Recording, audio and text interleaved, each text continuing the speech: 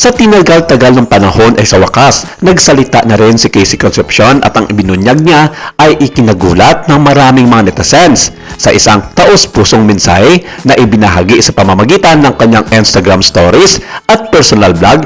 Nagpahiwatig ang aktres sa isang matagal ng issue na kinasasakutan sa tulong pinansyal na minsan ay pinaabot sa isang taong malapit sa kanya na di umano'y ay ang kanyang half-sister na si Frankie Pangilinan. Bagamat hindi binitawan ni Casey ang anumang mga pangalan, ang mga tagahanga ay mabilis na ikinukonekta ang mga tuldok. Ang kanyang kumakailang hakbang upang i-unfollow ang parang Frankie at ang kanilang amang si Senador Kiko Pangilinan ay nagpasigla lamang sa mga espekulasyon. Sa kanyang mensahe, ipinahayag ni Casey na matagal na siyang nagpigil, umaasang mareresolba ang mga bagay ng may maturity at mutual respect.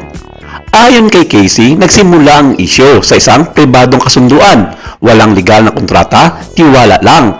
Ang pinansyal na tulong ay sinadya na pansamantala na may inaasahan na maibabalik ito sa loob lamang ng ilang taon. Ang mga nasabing pinansyal na tulong ay may kaugnayan sa pag-aaral sa Amerika ni Frankie kung saan nangangailangan ito ng malaking halaga sa tinutuluyang bahay na labis-labis ang laki ng renta sa buong 4 na taong pamamalagi doon.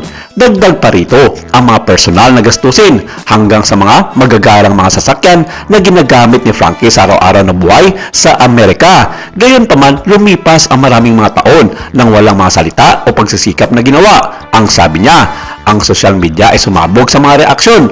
Ang ilan ay naniniwala ng isyu ay dapat na maluta sa likod ng mga pintuan, ngunit marami ang pumuri sa pagiging mahinahon at katapatan ni Casey Concepcion.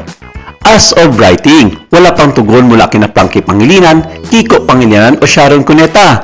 Ngunit, mahigpit na binabantayan ngayon ng mga netizens ang mga mapayag o pahiwatig ng pagkakasundo.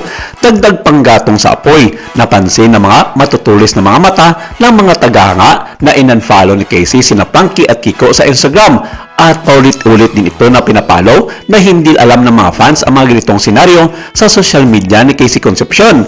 Interestingly, in-unfollow din daw ng mag-amang Frankie at Kiko Pangilinan si Casey bilang kapalit. Ang ilang mga tagahanga ay nag-iisip na ang kasintahan ni Casey na si Michael Wottrich ay maaring na-impluensyahan din ang kanyang mga desisyon kahit na ito ay nanatiling hindi kumpirmado.